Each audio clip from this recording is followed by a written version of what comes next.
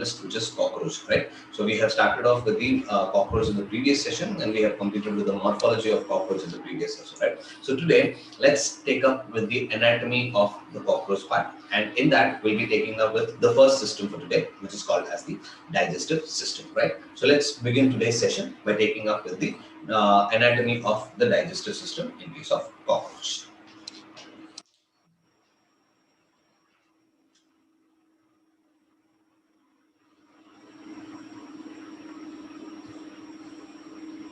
Okay.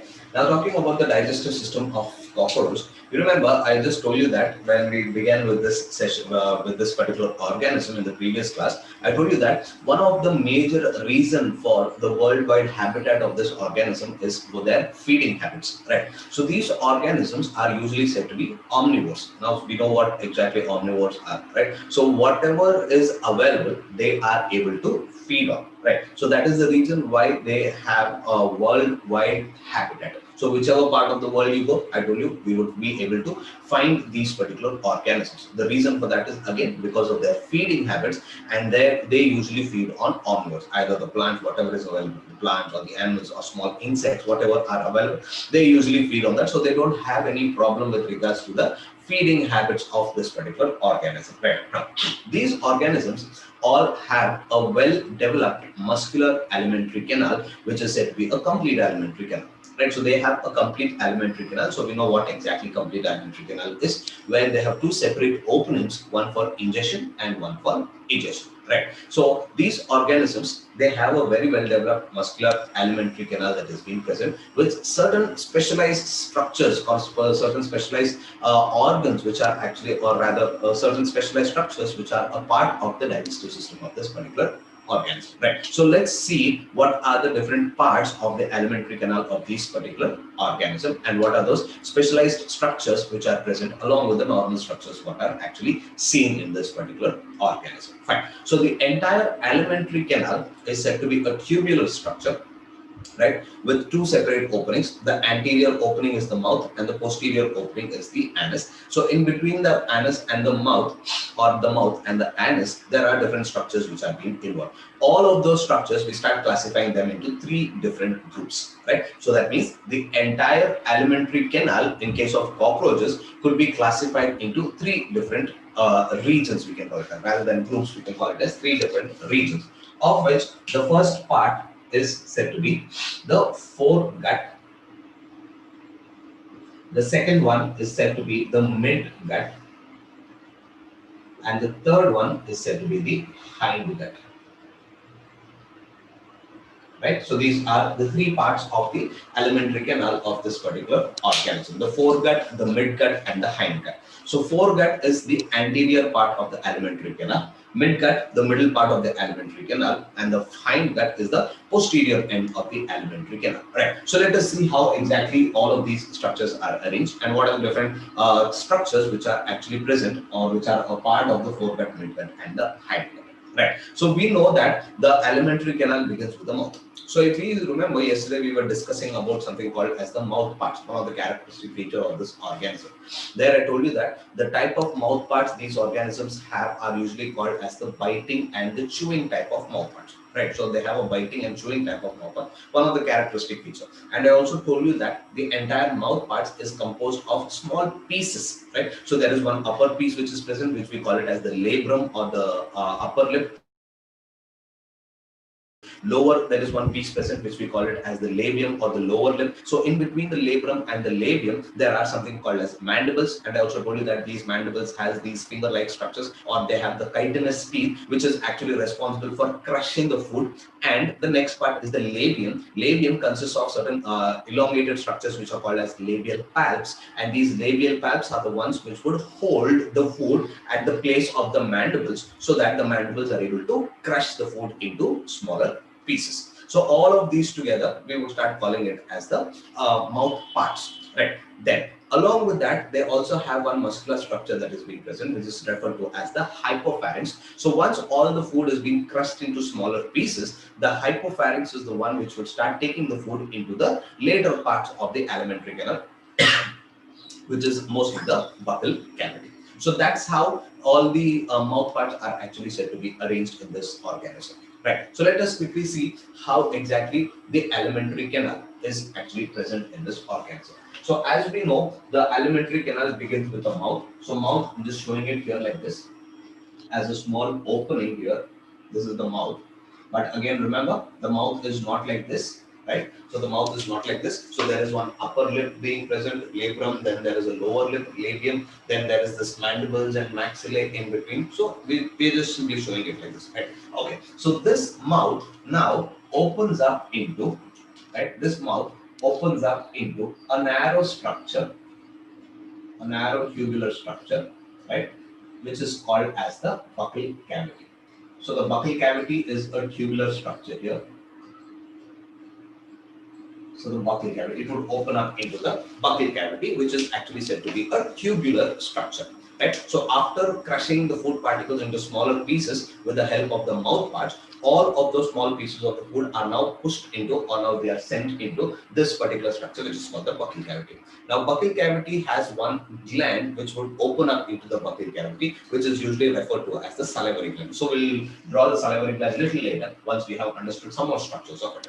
Now, this buccal cavity now opens up into little wider structure, which is called the esophagus, and the esophagus would now open up into another wider structure, which is called the pharynx. So I'm just showing only the esophagus here.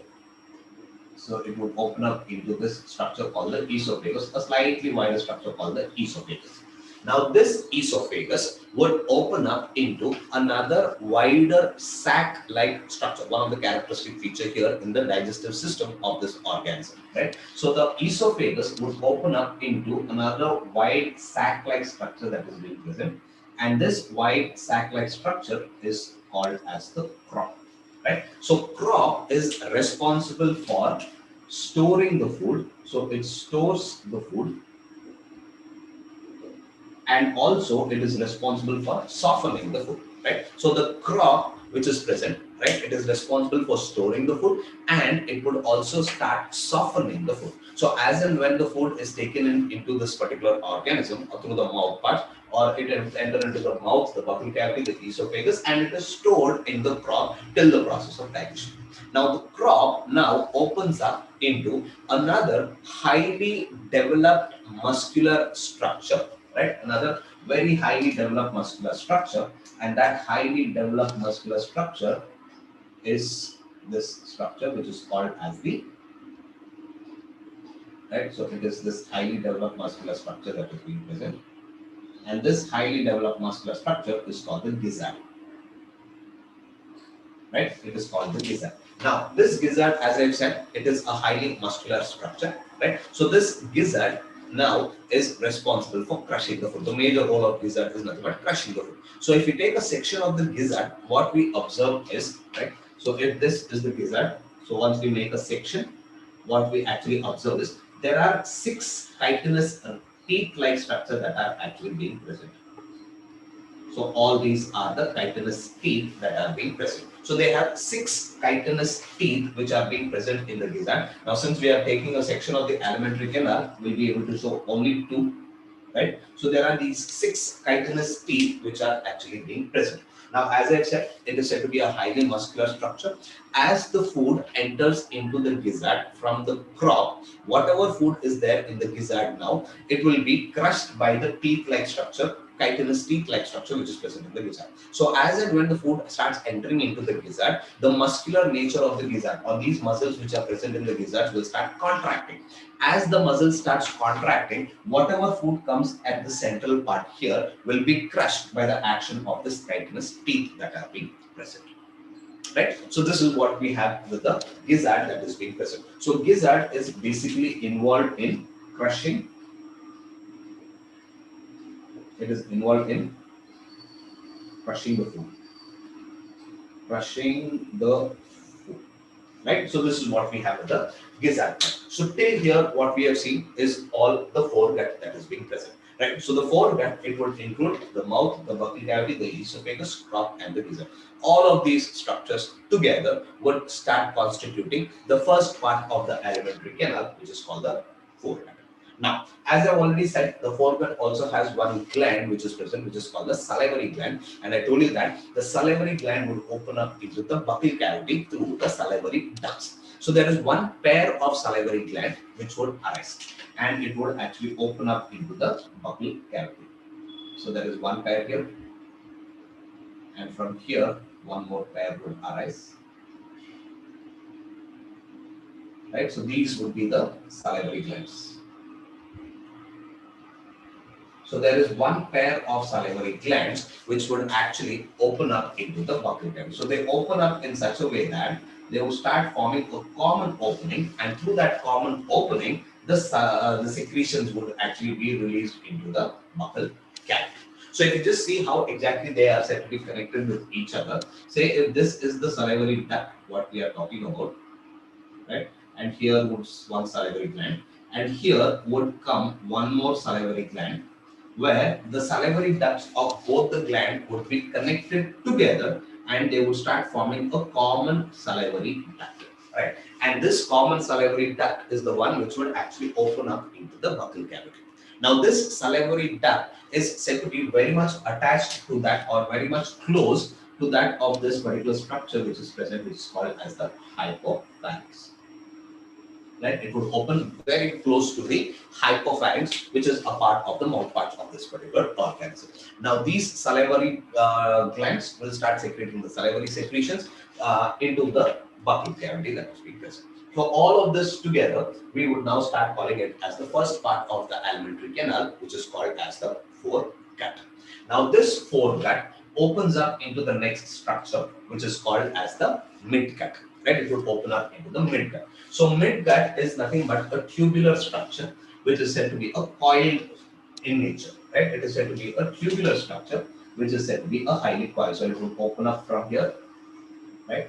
So it is said to be a coiled structure, a thin tubular coiled structure.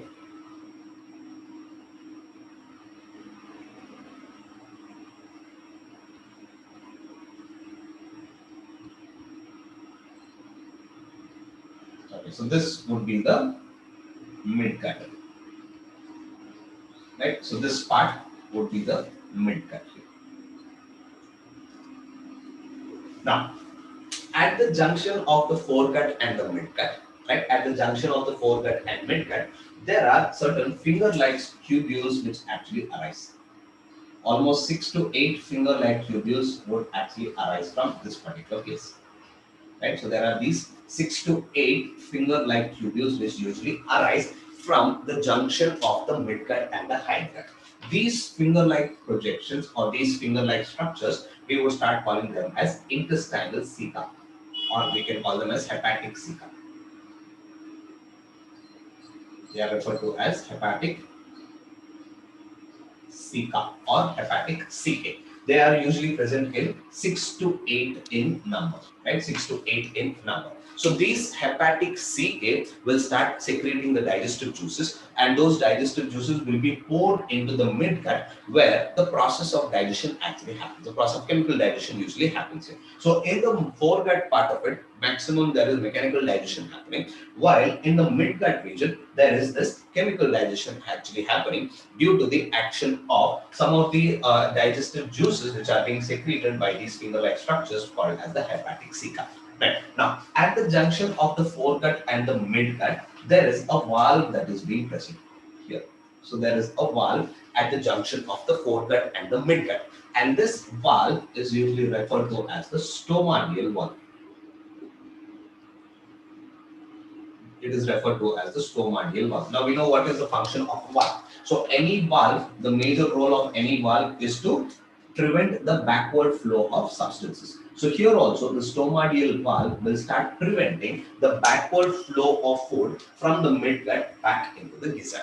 Right? So it is prevented by this particular valve, which is called as the stomachial valve. So maximum part of digestion usually, or complete digestion usually takes place in the midgut region of this of the alimentary canal, and also maximum absorption also takes place in the midgut region of the alimentary canal.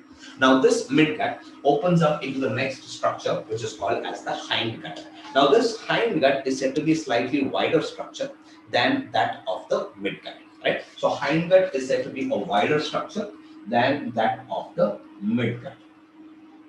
So a slightly wider structure than that of the midgut, right? So this would be the hindgut, what we are talking about, where there is maximum of any undigested food, whatever is there, will now be sent into the hindgut, and along with that, whatever some amount of water would be actually reabsorbed again from this particular hindgut. But again, maximum digestion and maximum absorption usually takes place in the midgut region itself. Now, at the junction of midgut and hindgut, right? At the junction of midgut and hindgut, there are several tubular structures which actually arise like this, right? So several structures which usually arise like this, right? So these structures, they are usually referred to as the malpighian tubules, right? There are approximately 100 to 150 malpighian tubules which are arranged in bundles, and they usually arise from the junction of the midgut and the hindgut.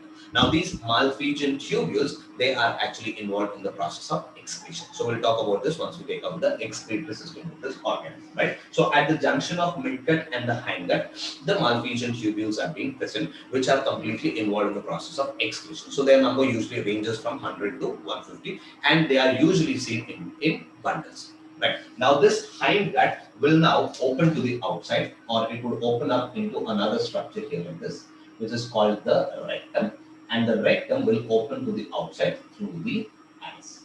So this would be the rectum, which is a part of the hindgut, and the rectum would open to the outside through this structure which is called as the anus, right? So this is what we have with the anatomy of the alimentary canal or the digestive system of this organism called as the cockroach, right? So the entire alimentary canal could be divided into three regions: the midgut, the foregut, the midgut, and the hindgut. So foregut consists of the mouth, a tubular buccal cavity, a little wider tubular esophagus. Esophagus would open up into the pharynx. So here we are not showing the pharynx. Now this structure would open up into another larger sac-like structure that is being present, and that larger sac is called as the crop, which is majorly involved in the storage of the food, and it also brings about softening of the food. Right. Next. Below the crop now opens up into another highly muscular structure, which is called as the gizzard. So gizzard is said to be a highly muscular structure, and it is provided with the chitinous teeth that are being present. So in a cross section, we would find there are 6 chitinous teeth that are being present, which is completely involved in grinding the food, or it is involved in crushing of the food. Right. So as the food enters into the gizzard, these muscles that are present in the gizzard will now start contracting. As a result of which, all the food that is present in the gizzard will now be completely crushed into smaller pieces. Now, there is one pair of salivary glands which would open up into the buccal cavity region, and they will start pouring their secretions into it through a common salivary duct. So this common salivary duct would actually open very close to that of the hypopharynx, which will start acting like the tongue of this particular organism. Right. So all of these parts from the mouth to the gizzard constitutes the foregut of the tongue. Right. Now this gizzard opens up into the next structure, which is the midgut of this organism. Right. So midgut is nothing but a tubular structure, which is said to be a coiled structure, and it is completely involved in the process of digestion, and maximum absorption of the digested food usually happens here in the midgut. So at the junction of the foregut and the midgut, there are these finger-like structures which are being present, and these finger-like structures we would start calling them as hepatic caecae. So these hepatic caecae will now start pouring out the digestive juices, right? So all of the digestive juices from the hepatic caecae are poured into the midgut part of it, right? So they are poured into the midgut part of it. Now, at the junction of the midgut, foregut, and the midgut, there is a valve that is being present, and that valve is referred to as the stomachial valve. So the stomachial valve will start preventing the backward flow of food from the midgut back into the foregut. That is the gizzard part of the foregut. Right. Now, The midgut now opens up into the next structure, which is called the hindgut. So hindgut is said to be slightly wider than that of the midgut part. So we can easily differentiate the midgut and the hindgut. So hindgut, maximum there is reabsorption of water actually happening here in the hindgut, and nothing else is happening. All the undigested food will now be sent into the hindgut part of it. So at the junction of midgut and the hindgut, there are these structures that are being present, which are called as Malpighian tubules, which are completely involved in the process of excretion.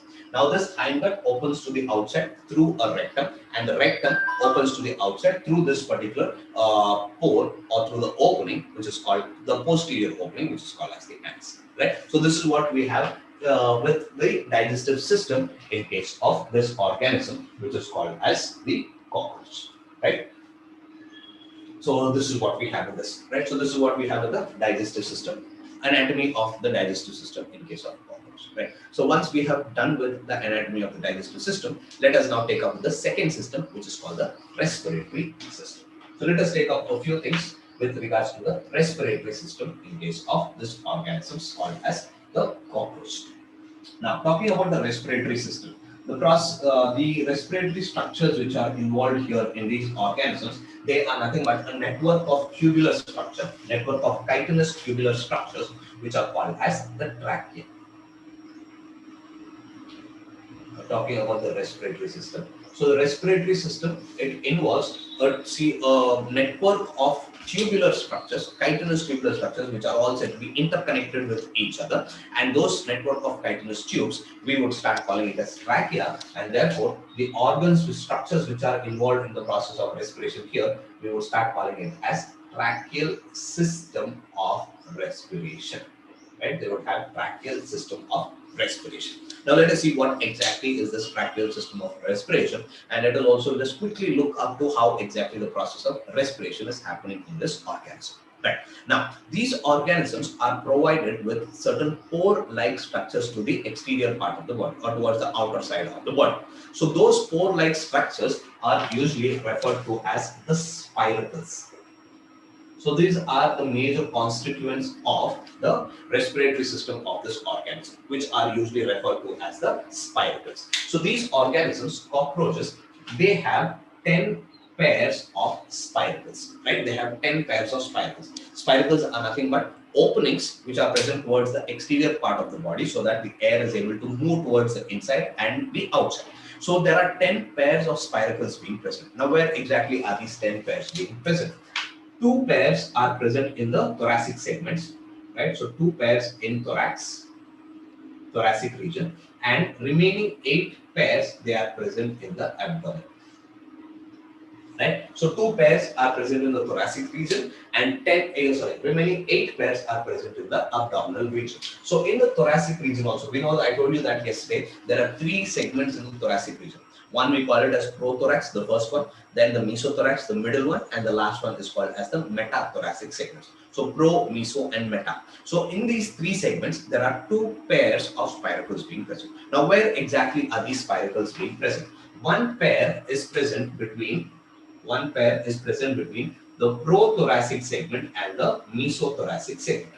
Right? So one pair of the spiracles being present between pro and mesothoracic segments. The remaining one pair is present at the junction of meso and metathoracic segments. Right? So one pair is present at the junction of pro and mesothoracic segments. The second pair is located at the junction of meso and metathoracic segments. Remaining 8 abdominal spiracles, they are present in segment number 1 to 8 abdominal segments. Right, the first to 8 abdominal segment.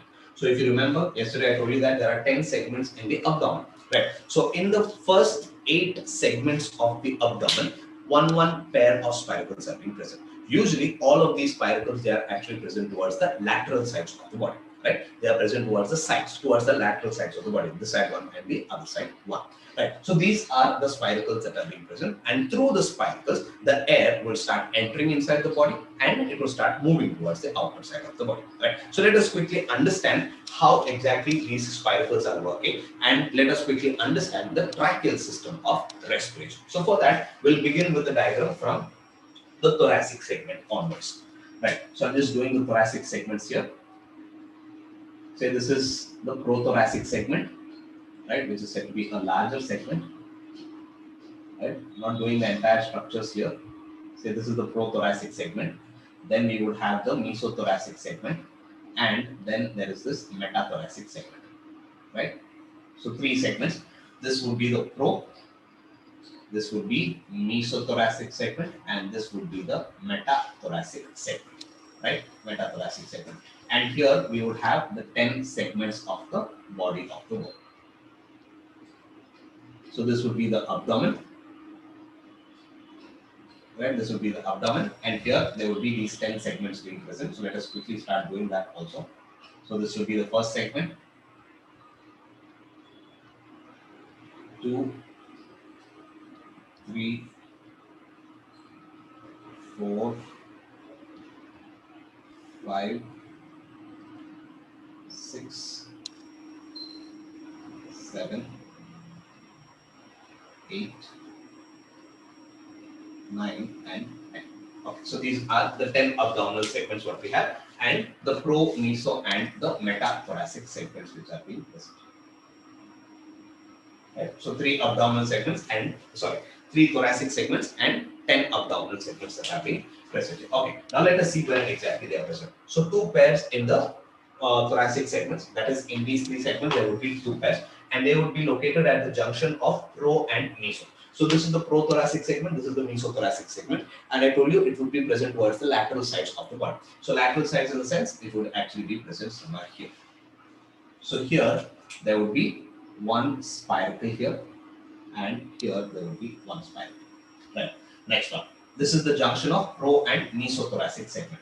At the junction of meso and metathoracic segment also there will be one pair being present. So these are the two spiracles which are present in the thoracic segments. So these would be the spiracles that are being present. Right. Now, in the abdominal segments, in the first 8 abdominal segments, we would have these spiracles being present. So this is the first segment here. So 1, 2, then the third one, 4,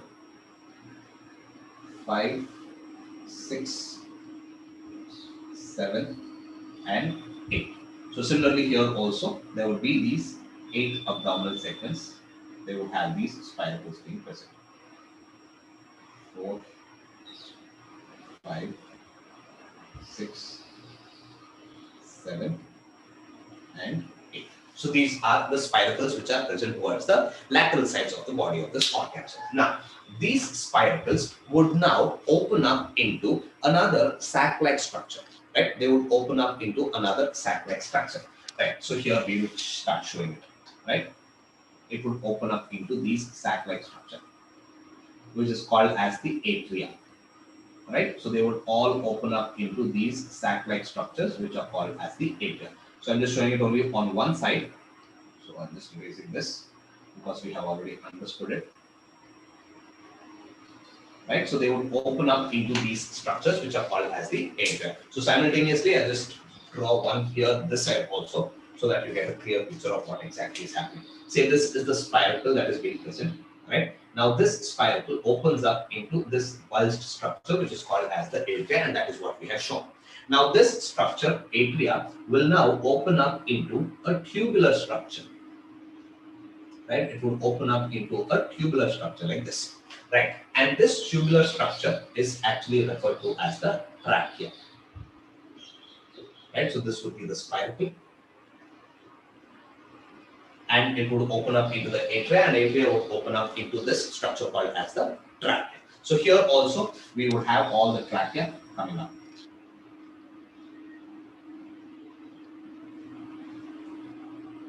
Right? So there is this trachea opening up in from all of the atria. Now, once the trachea is being formed, so inside the trachea there is a chitinous spiral thickening that is being present. Right? There is a chitinous spiral thickening being present, and this spiral thickening is made up of a compound which is called as intima. And this intima, what it does is it would prevent the collapse of the trachea whenever the air will start moving inside the body or outside the body. Right? So the intima, it would start acting as a support, whereby it would prevent the collapse of the trachea. Right? Whenever the air would start moving towards it, just like how we have the C-shaped cartilaginous rings which are present in our trachea, similarly they have this structure called as the intima. Right? Now, what exactly is happening here is all of these trachea will now be interconnected with each other. Right? All the trachea would be interconnected with each other to form a longitudinal tubular structure. Right? So they would form this longitudinal tubular structure. So I'm just showing only one here. So this would be this longitudinal tubular structure.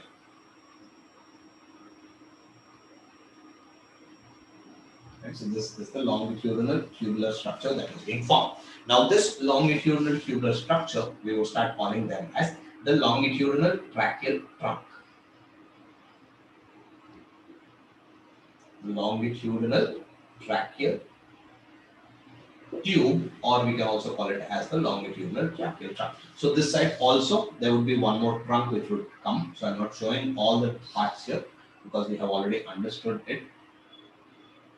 Right? So here also there would be this longitudinal tracheal trunk which arises. Now these two tracheal trunks, they are said to be interconnected with each other in each of the segments.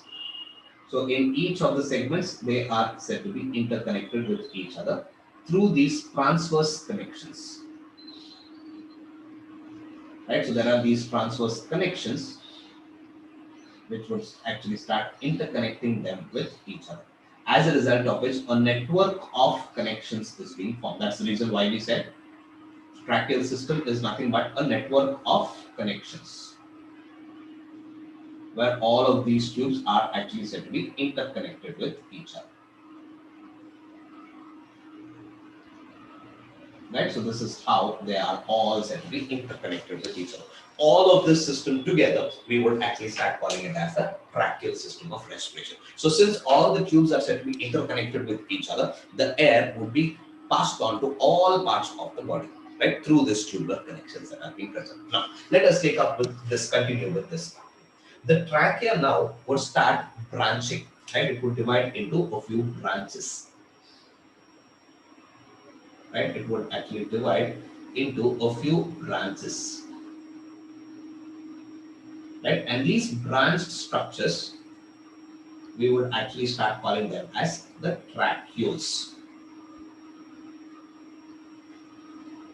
Right? They are usually referred to as the tracheoles. Now these tracheoles are actually said to be surrounded by a large cell. Right? The tracheole is actually said to be surrounded by a large cell, which is called as the tracheolar cell with a distinct nucleus. Right? So this is the nucleus. So this cell is referred to as the tracheolar cell. Right. So with the help of this tracheolar cell, right? With the help of this tracheolar cell, right? Or we can put it this way: all of the tracheoles, they are said to be connected with each other.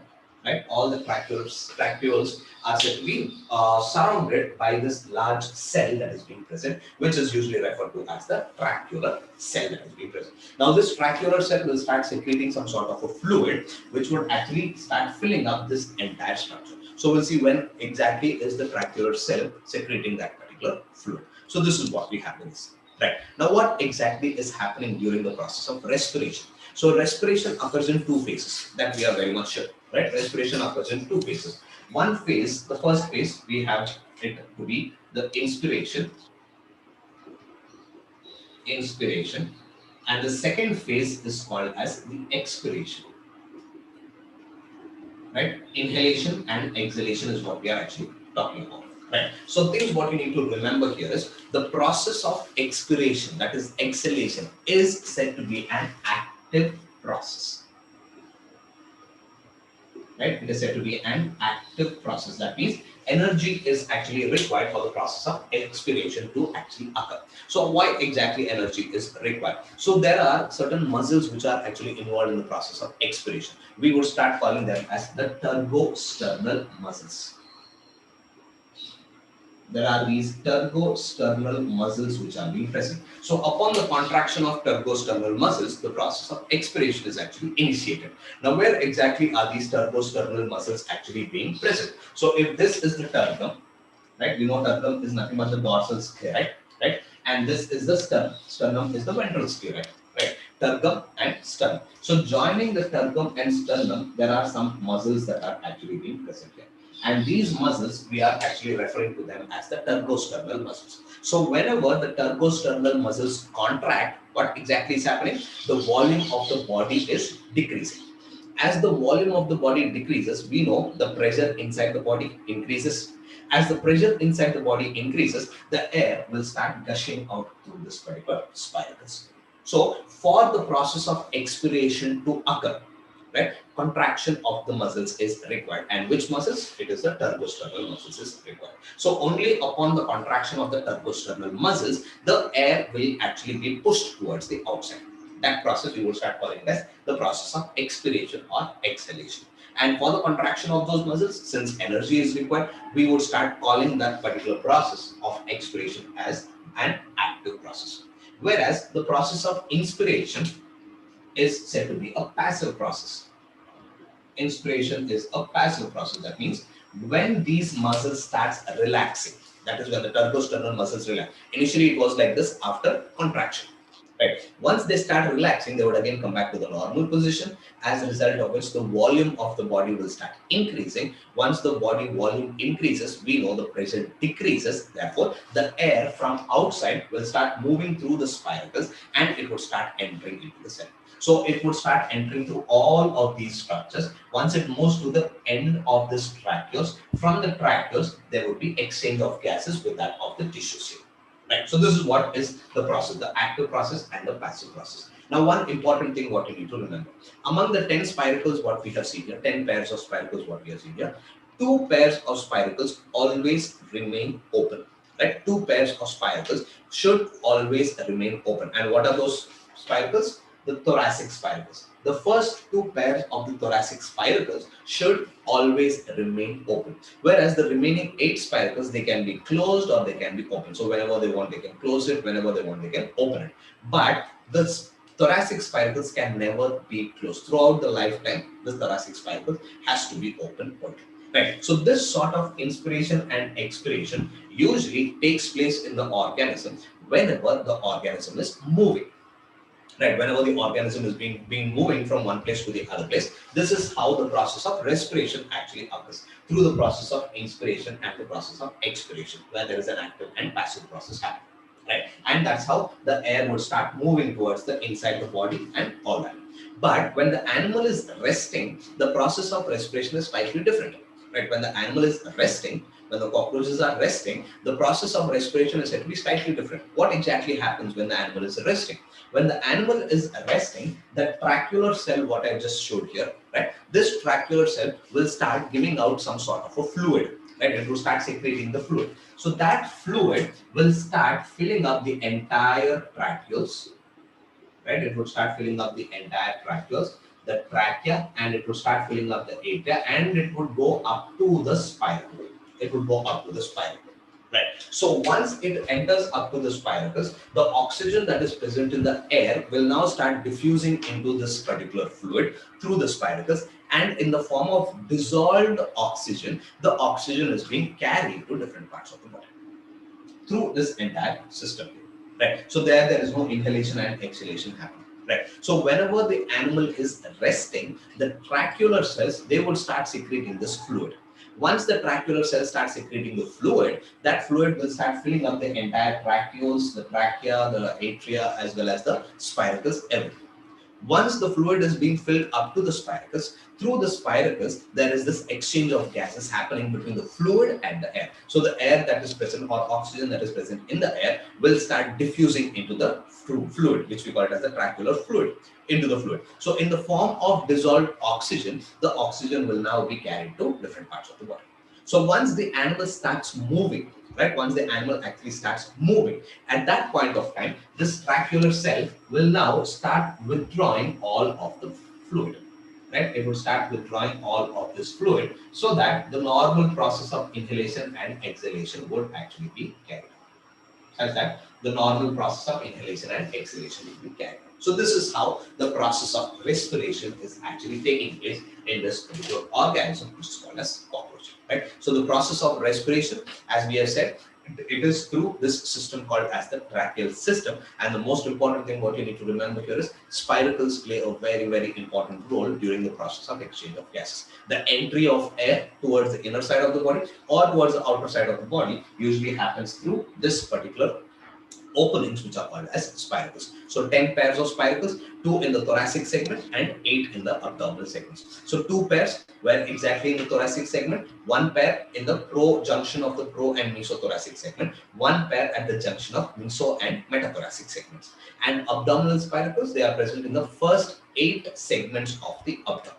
That is the abdominal spiracles that are being present. Right.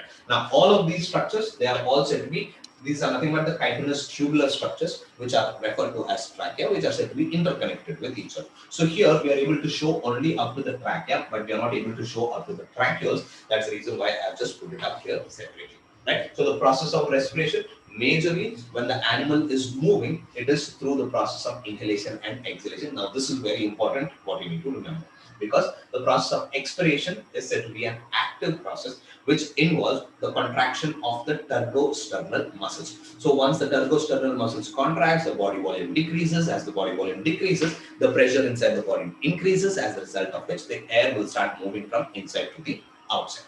When the turbosternal muscles relax, the body volume increases, as a result of which the pressure inside the body will start decreasing. So due to that decrease in the pressure, the air will start moving from outside to inside. Right? So this is what we call it as expiration to be an active process, inspiration to be a passive process. In case of humans, if we see, it is actually quite reverse. In case of humans, inhalation is an active process, exhalation is a passive process. But in case of cockroach, it is different. Exhalation is an active process, inspiration is said to be a passive process. So all of these tubes are said to be interconnected with each other to form this particular system, which is called the tracheal system of respiration. Right? So this is what we have with the respiratory system in case of these organisms, which is called as cockroach. So 2 systems we have taken up today. Right? So one is called the anatomy of the digestive system, and the second one is the anatomy of the respiratory system. Right? So we'll stop here for today. In the next session, we'll take up with the next system what we have, which is called the circulatory system in case of cockroach. Right? Thank you.